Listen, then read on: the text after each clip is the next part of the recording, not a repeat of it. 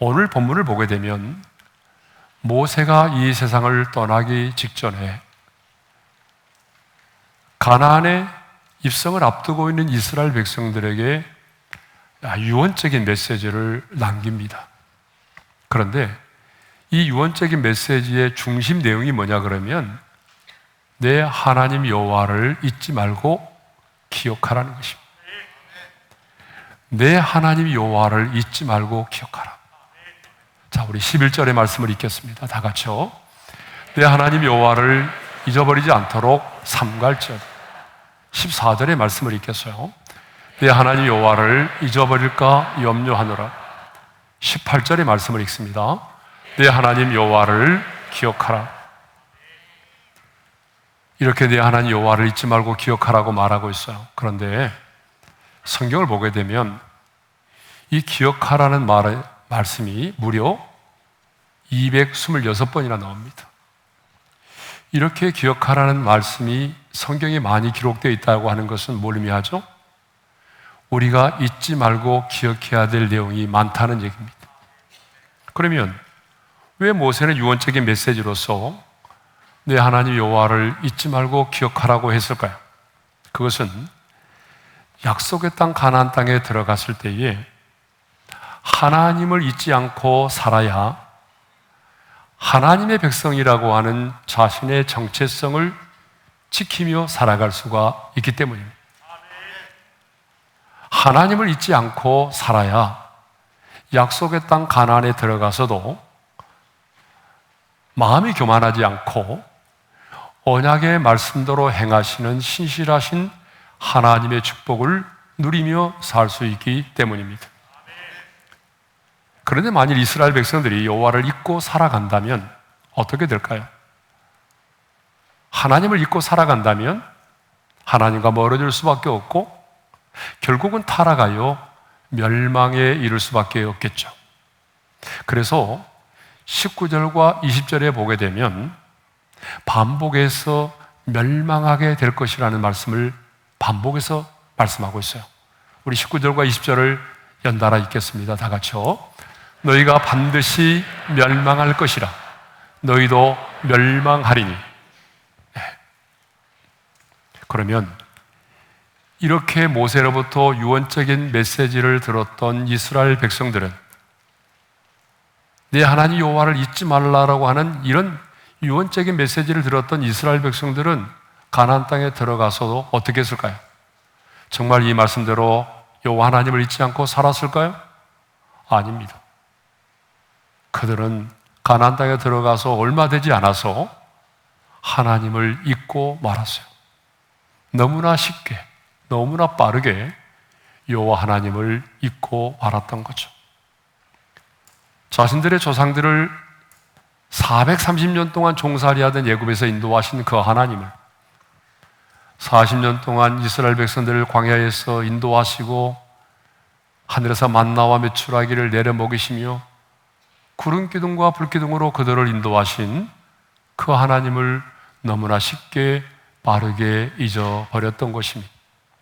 그런데 이 하나님을 잊어버렸다라고 하는 것은 그들만의 문제가 아닌 것 같습니다. 오늘 저와 여러분의 문제입니다. 오늘 저와 여러분도 얼마나 쉽게 하나님을 잊어버리고 하나님께서 우리 인생 가운데 베풀어 주신 하나님의 은혜를 빨리 잊어버리고 살아가는지 모릅니다. 그러면 우리가 언제 하나님을 잊고 하나님께서 우리에게 베풀어 주신 은혜를 잊어버립니까? 여러분, 언제 여러분은 하나님을 쉽게 잊어버리죠? 첫째로 마음이 교만하여질 때입니다. 자, 언제라고요? 마음이 교만하여질 때. 예. 여러분 말씀에 반응을 잘 하시길 바랍니다. 언제라고요? 네, 마음이 교만해질 때입니다. 14절의 말씀 우리 한번 읽겠습니다. 다 같이요. 내 마음이 교만하여 내 하나님 여호와를 잊어버릴까 염려하노라. 하나님의 사람이 언제 하나님을 잊고 살아가는가 하면은 마음이 교만하여질 때 하나님을 잊고 살아간다는 거죠. 하나님은 분명히 하나님을 잊어버리는 것을요 망각이라고 말하지 않고 교만이라고 말씀하고 있어요. 우리는 교만하게 되면 목에다가 기부싸는 사람, 그리고 다른 사람을 업신여기고 함부로 비판하는 사람을 교만하다라고 말하죠. 그러나 그것만이 교만이 아닙니다. 하나님 앞에서의 교만은 하나님을 잊고 살아가는 것입니다. 하나님 앞에서의 교만은 하나님을 잊고 살아가는 것입니다. 그것도 다른 사람의 하나님이 아니라 바로 나의 하나님을 잊고 살아가는 거죠. 나를 구원하신 하나님, 나를 여기까지 인도하신 그 하나님의 은혜를 잊고 살아가는 것이 하나님 앞에서는 교만이 된다라고 하는 것입니다. 그러면 우리가 다 경험하고 있지만 언제 우리 마음이 교만해지던가요? 여러분, 우리가 마음이 언제 교만해지죠? 내 생활이 안정되고 부요해질 때, 풍부해질 때, 그때 우리 마음이 교만해집니다. 자, 12절의 말씀을 읽겠어요. 다 같이요. 내가 먹어서 배부르고 아름다운 집을 짓고 거주하게 되며, 그동안 그들은 하늘에서 내리는 만나와 메추라기만을 먹었어요. 근데 이제 가나안 땅에 들어가게 되면 자신들이 농사를 짓게 되잖아요. 그러면 자신들이 선수 지은 농사를 짓게 되면 그 농사의 열매들을 먹게 되겠죠. 그동안 그들은 텐트를 치고 광야를 나그네처럼 살아왔어요. 그런데 이제 가나안 땅에 들어가게 되면 그들은 자신들의 아름다운 집을 짓고 안정적으로 거주하게 되겠죠. 그리고 13절과 14절에는 이렇게 말씀하고 있어요. 다 같이요. 또 내 소와 양이 번성하며 내 은금이 증식되며 내 소유가 다 풍부하게 될 때에 내 마음이 교만하여. 자, 이제 들어가서 어때요? 소와 양이 번성하고 은금이 증식되고 자신의 소유가 많아지게 되면은 마음이 교만하여 질 거라는 얘기입니다. 여러분, 실제로 목회하면서 보니까요, 고난 때문에 하나님을 잊고 하나님을 떠난 사람은 많지 않습니다. 많은 것처럼 보이지만 실제로 그러지 않아요. 대부분 삶이 좀 안정되고 풍성해질 때에 마음이 교만하여 하나님을 잊어버리고 하나님을 떠납니다. 그러므로 우리는 가난을 무조건 경건하게 생각해서도 안 되고 부하려고 하는 그 자체를 죄악시 여겨서도 안 된다는 것입니다. 그보다 더 중요한 것은 뭐죠? 돈을 사랑하지 않는 것입니다. 왜냐하면 그 부요함 때문에 마음이 교만하여 하나님과 멀어지게 되기 때문이죠. 돈은 사랑의 대상이 아닙니다. 돈은 정복하고 다스려야 할 대상입니다. 돈은 인격이 없어요. 그러니까 우리가 사랑해야 할 대상이 아니라고 하는 것입니다. 자, 사람이 언제 교만하여 하나님을 잊고 떠나갑니까? 내 생활이 안정되고 부요해질 때, 삶의 모든 것이 풍성해질 때에 하나님을 잊고 하나님을 떠나간다는 거죠. 자, 두 번째로 나의 능력과 나의 힘을 의지할 때입니다. 여러분, 17절의 말씀을 우리 함께 읽겠습니다. 다 같이요. 내가 마음에 이르기를 내 능력과 내 손의 힘으로 내가 이 재물을 얻었다 말할 것이라. 40년 동안 광야 생활을 하는 이스라엘 백성들은요, 엄밀하게 말하면 재물의 소유라고 하는 것이 별로 없었어요. 그들이 가지고 있는 것은 애굽 땅에서 가져 나온 것밖에 없어요. 여러분, 그렇잖아요. 그런데 이제 그들이 약속의 땅 가나안에 들어가게 되면 이제는 땅을 차지하게 되고 농사를 짓게 되면 자신들의 농경지도 생겨나게 되고 과수원도 생겨나게 되고 또 많은 양떼와 소떼를 거느리게 되잖아요. 그런데 그때 그들이 마음에 이르기를 뭐라고 말하냐면 이렇게 말한다는 거예요. 내 능력과 내 손의 힘으로 이 재물을 얻었다. 그런데 하나님은 모세를 통하여 이렇게 말씀하시죠. 그가 내게 재물 얻을 능력을 주셨습니다. 하나님께서 재물 얻을 능력을 주셨다라고 분명히 말씀하십니다. 그런데 왜 그들에게 재물 얻을 능력을 주셨다라고 말씀합니까? 18절의 말씀을 읽겠어요, 다 같이요. 이같이 하심은 내 조상들에게 맹세하신 언약을 오늘과 같이 이루려 하심이니라. 하나님께서 일찍이 조상들과 언약을 맺으셨는데 그 언약을 하나님이 충실히 지키기 위해서 그 언약대로 하나님은 이스라엘 백성들을 애굽에서 이끌어내셨고, 언약대로 하나님은 가나안 땅에 이르게 하셨고, 그리고 그들에게 재물 얻을 능력을 하나님이 약속대로 주셨다라고 하는 것입니다. 무슨 말입니까? 너희가 가나안 땅에 들어가서 갖게 되는 모든 재물은 너희의 힘과 능력으로 얻어진 것이 아니라는 거예요. 하나님께서 그 재물 얻을 능력을 주셨기 때문이라는 것입니다. 그러므로 내 자신의 힘과 능력으로 이런 재물을 얻었다고 마음속으로라도 생각하지 말라는 거예요. 여러분, 입술로만이 아니라 혹시 마음속으로라도 그런 생각을 하지를 말라는 거예요. 그런데 우리 인간들은 어떻습니까? 자기 스스로의 힘과 능력으로 이 모든 재물을 얻었다라고 생각합니다. 하나님 앞에서는 이것처럼 교만한 것이 없는 거예요. 우리 인간이 언제 하나님을 잊어버리고 하나님을 떠나갑니까? 하나님이 아닌 내 힘과 내 능력을 의지할 때입니다. 그러면 요 하나님을 잊지 말라고 했는데 요 하나님을 잊지 않는다라고 하는 것은 구체적으로 무엇을 의미할까요? 첫째로 구원의 은혜를 잊지 않고 기억하며 사는 것입니다. 자, 본문 14절의 말씀을 우리 함께 읽겠습니다. 다 같이요. 내 마음이 교만하여 내 하나님 여호와를 잊어버릴까 염려하노라. 여호와는 너를 애굽 땅 종되었던 집에서 이끌어내시고, 하나님께서 애굽 땅 종되었던 집에서 이끌어내셨다라고 말씀하고 있어요. 신명기 5장 15절에도 이런 말씀이 있습니다. 우리 함께 읽겠습니다. 너는 기억하라. 내가 애굽 땅에서 종이 되었더니 내 하나님 여호와가 강한 손과 편팔로 거기서 너를 인도하여 내었나니.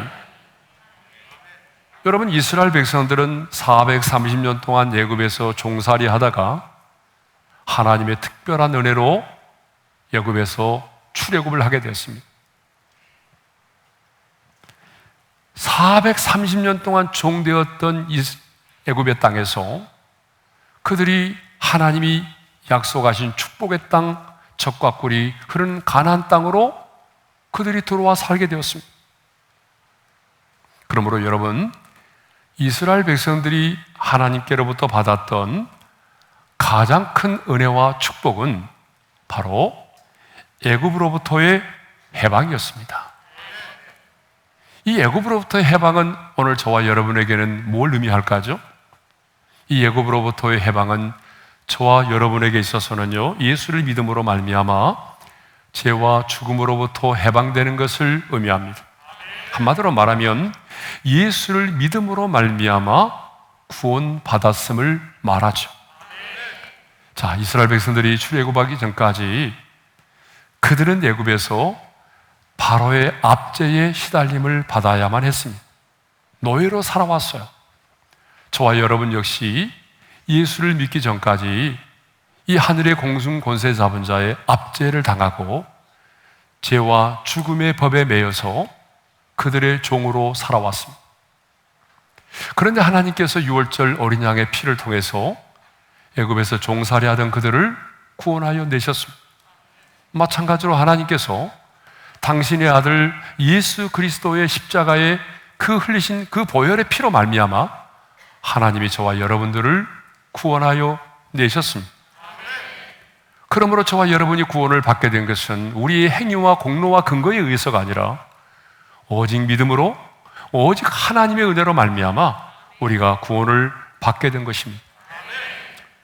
그렇다면 우리는 평생 사는 날 동안에 나 같은 죄인을 구원해 주신 하나님의 구원을 잊지 말고 살아야 합니다. 다른 것은 다 잊어버려도 괜찮아요. 예. 결혼 기념일 잊어버려도 괜찮아요. 그러나 여러분, 나 같은 죄인을 구원해 주신 그 구원의 은혜만큼은 평생 사는 날 동안에 잊지 않고 살아가시기를 바랍니다. 두 번째로, 하나님을 잊지 않고 살아간다라고 하는 것은 오늘 본문에 의하면 광야의 은혜를 잊지 않고 기억하며 사는 것을 말합니다.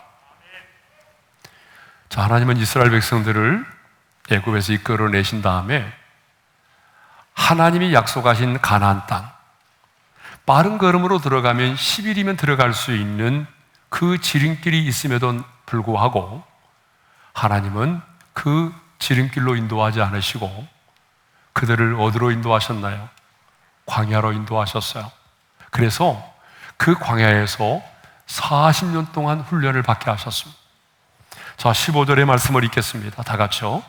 너를 인도하여 그 광대하고 위험한 광야, 곧 불뱀과 정갈이 있고 물이 없는 간조한 땅을 지나게 하셨으며, 또 너를 위하여 단단한 반석에서 물을 내셨으며. 여러분, 15절의 말씀처럼 광야는 어떤 곳입니까? 광야는요, 광대하고 위험한 곳입니다. 광야는 끝없이 펼쳐진 사막이기 때문에 길이 없습니다. 뱀과 전갈의 위협이 있습니다. 물이 없어도 농사도 지을 수 없는 간조한 땅입니다. 기온의 차이가 심해서 생활하기가 참 어려운 곳이죠. 광야는요, 늘 외롭고 고독한 곳입니다. 광야를 지나며라는 찬양의 가사처럼 주님 손 놓고는 하루도 살아갈 수 없는 곳이 바로 광야입니다. 사랑하는 성도 여러분, 외롭고 고독하십니까? 너무나 외롭고 고독해서 여러분, 남 모르는 가운데서 속절없는 눈물을 흘리며 살아가는 분이 계십니까? 세상 어디를 둘러봐도 기댈 곳이 없습니까? 인생이 너무나 힘들어서 살아갈 용기마저 잃어버리셨습니까? 그렇다면 여러분은 지금 광야의 한복판에 있는 것입니다. 오늘 우리가 만난 인생의 고난과 역경은 지금 우리가 광야의 한복판에 있음을 말합니다. 성도들을 보게 되면 아주 오랜 세월 동안 광야의 한복판에 계신 분들이 있습니다. 오랜 시간, 정말 오랜 시간 동안 물질로 인하여 어려움을 당하고 있고, 오랜 시간 동안 질병과 싸우고 있고, 오랜 시간 남편과 시부모로부터 핍박을 당하고 있습니다. 또 어떤 자매님은 너무나 지속적으로 반복되는 남편의 외도와 폭력으로 인해서 마음에 쓴뿌리를 안고 이 땅을 살아가고 있습니다. 오랜 시간 자녀와 갈등을 겪으면서 힘들게 하루하루를 살아가는 분들이 계십니다. 정말 많은 분들이 광야를 통과하고 있습니다. 성도들을 보게 되면 평탄하게 인생을 사시는 분도 계시지만 어쩌면 더 많은 성도들은 광야를 통과하고 있습니다.